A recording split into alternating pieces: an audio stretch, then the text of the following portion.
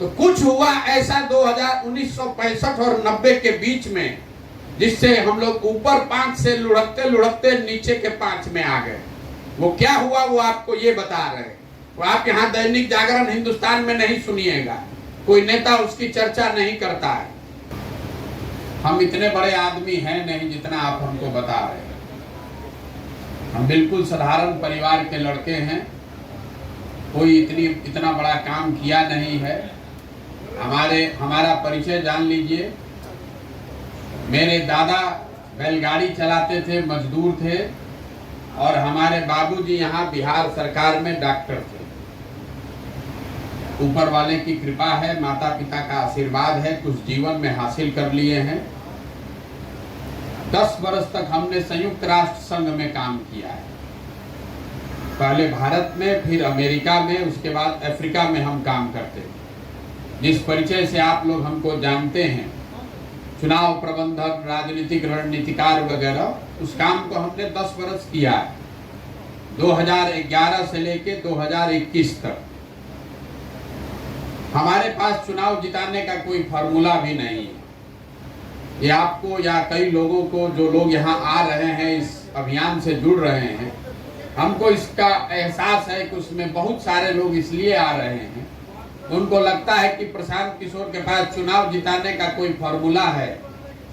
ये हाथ किसी तरह अगर हमारा पकड़ लें तो कल हम मंत्री विधायक बन जाएंगे। तो भैया हमारे पास ऐसा कोई फार्मूला है नहीं।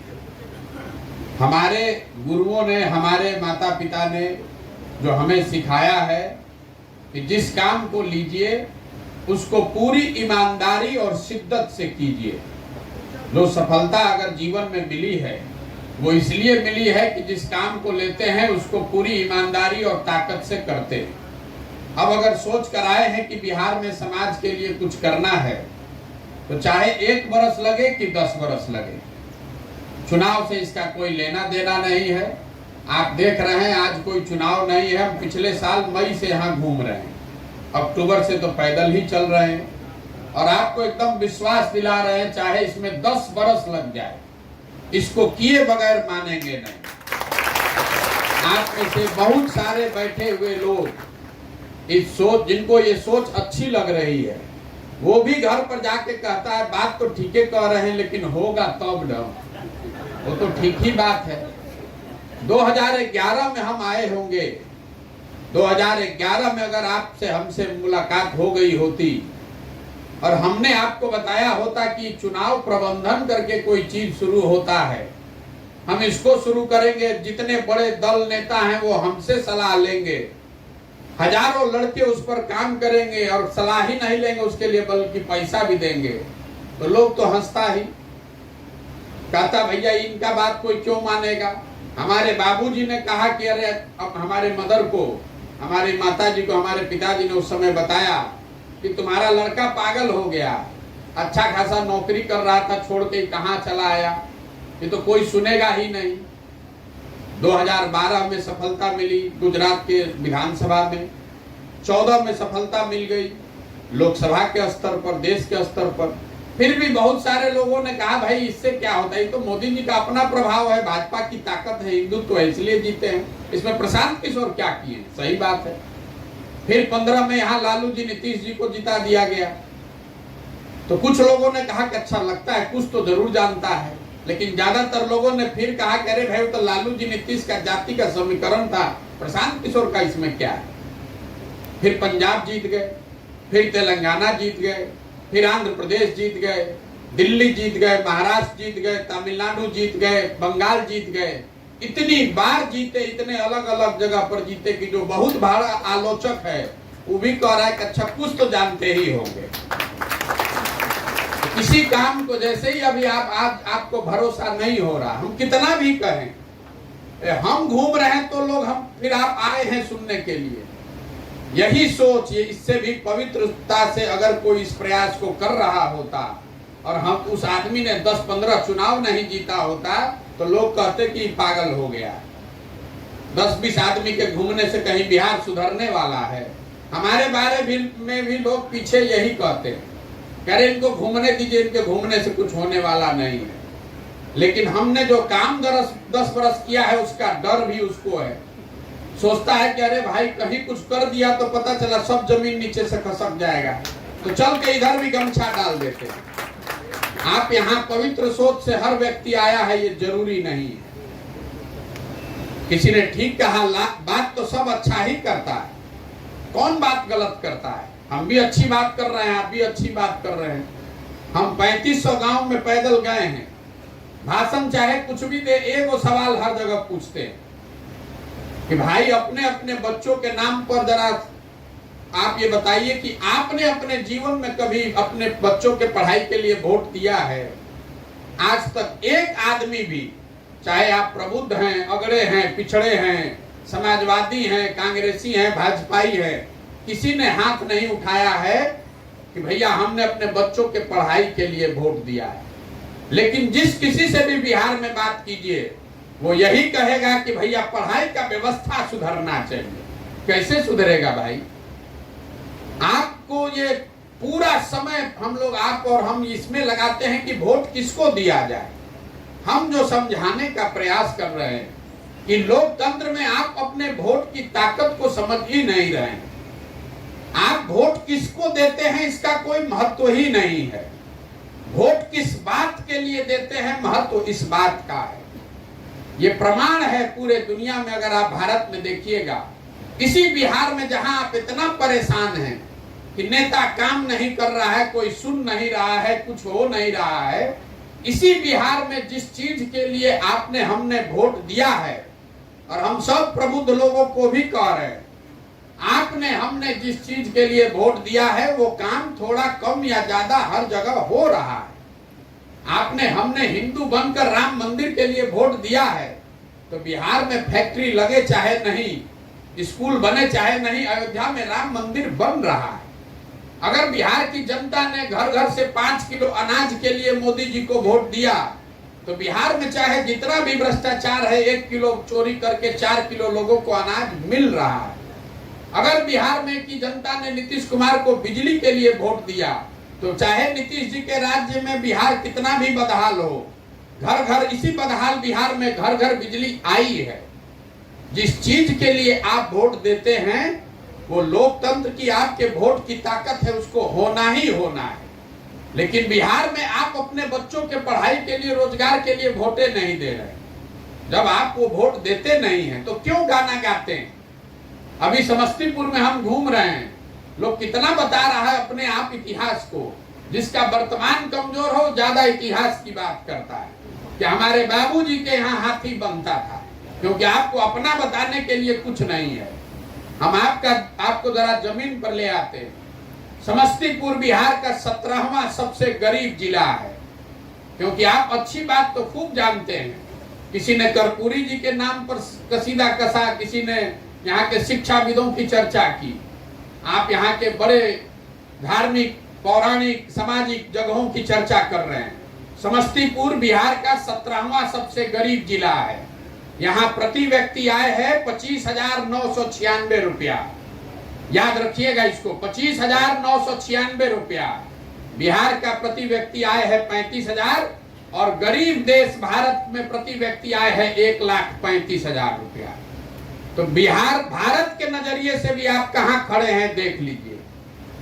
यहाँ से पलायन के मामले में देश का 18वां सबसे बुरा जिला है समस्तीपुर। सबसे ज्यादा जहां से पलायन होता है उसमें 18वां नंबर समस्तीपुर का है। बिहार में नहीं, पूरे देश में सबसे ज्यादा पलायन और गरीबी वाला ये डिस्ट्रिक्ट है।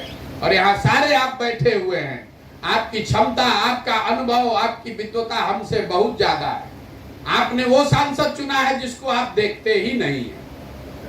हर आदमी कहता है कि हम सांसद को देखबे नहीं किए, फिर पूछते हैं कि आपने वोट क्यों दिया, तो कहते हैं कि भैया वोट उनको थोड़े दिए थे, मोदी जी को दिए थे। तो मेरे भाई, जो हमने अभी आपको बताया, जिस चीज के लिए आप वोट दे रहे हैं वो आपको मिल रहा है।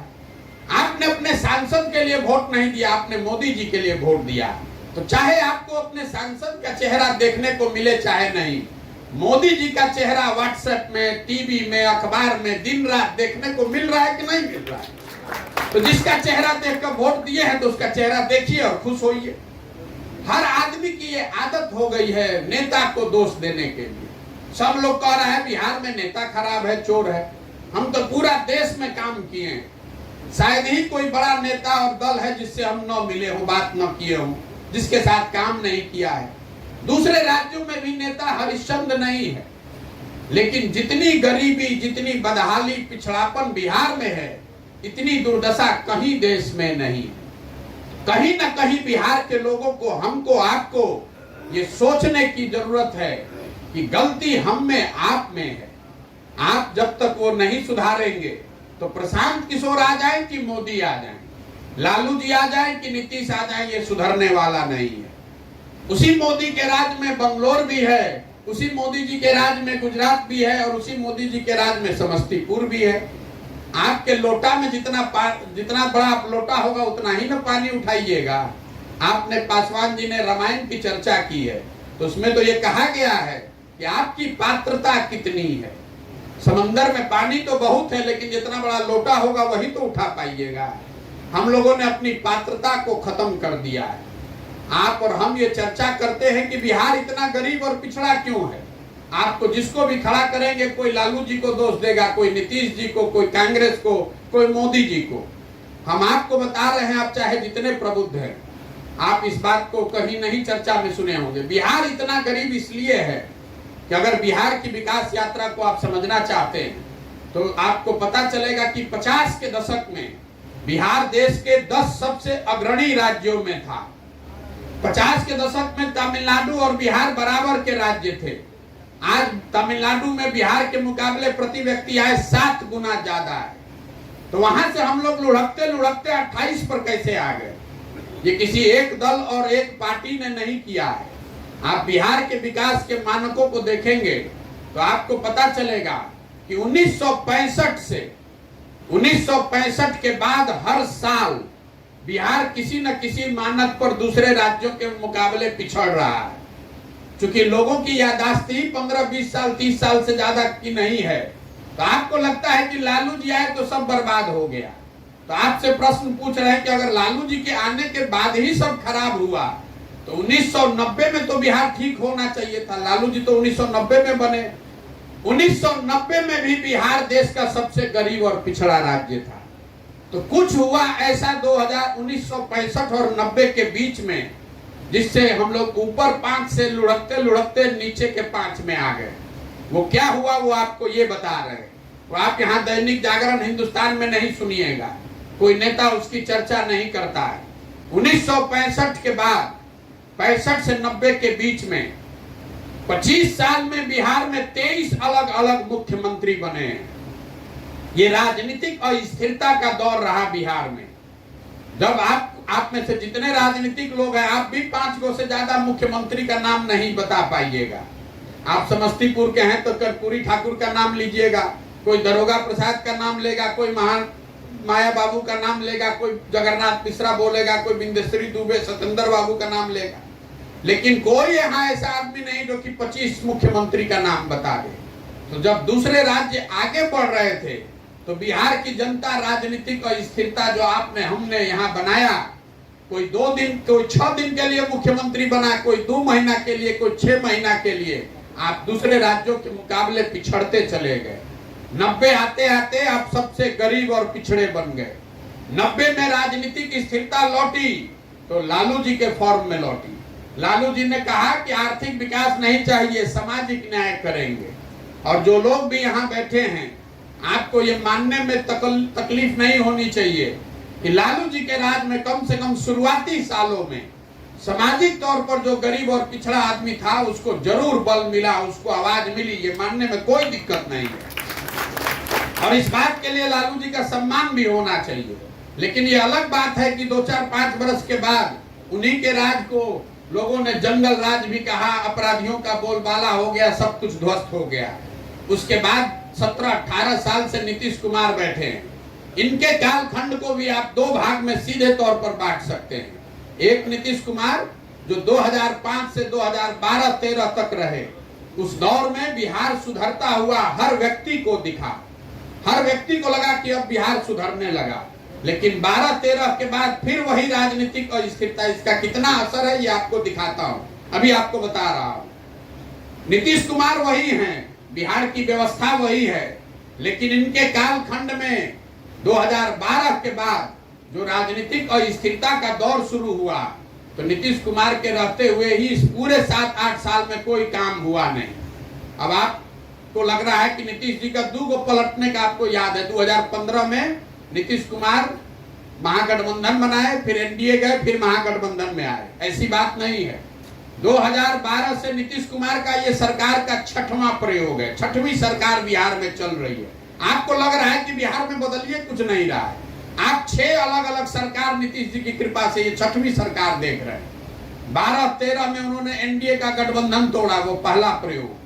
14 में अपना कुर्सी छोड़कर मांझी जी को बना दिए, दूसरा प्रयोग। फिर 14 के पार हुआ, 15 आते आते मांझी जी को हटाकर वापस खुद बन गए, वो तीसरा प्रयोग। फिर महागठबंधन के साथ चुनाव लड़े, 15 जीते, वो चौथा प्रयोग। फिर महागठबंधन छोड़कर एनडीए चले गए, फिर वो 5वां प्रयोग। और फिर एनडीए को छोड़कर अब महागठबंधन में चले आए। मैं आपको ये क्यों गिनवा रहा हूं? हमको नीतीश कुमार से मतलब नहीं है, ये आपको बता रहा हूं कि वही व्यक्ति, वही व्यवस्था। लेकिन जब राजनीतिक और स्थिरता आ जाती है तो मुख्यमंत्री रहते हुए उस आदमी की ये चिंता नहीं है कि विकास हो कि नहीं। वो तो 24 घंटा आदमी इसी में लगा हुआ है कि हमारी सरकार कैसे बने, कैसे बचे, हमको कोई उलाटे नहीं, हमको कोई पलाटे नहीं। यही दौर चला 65 से 90 के बीच में, जिसने बिहार की रीढ़ को तोड़ा, विकास की रीढ़ को।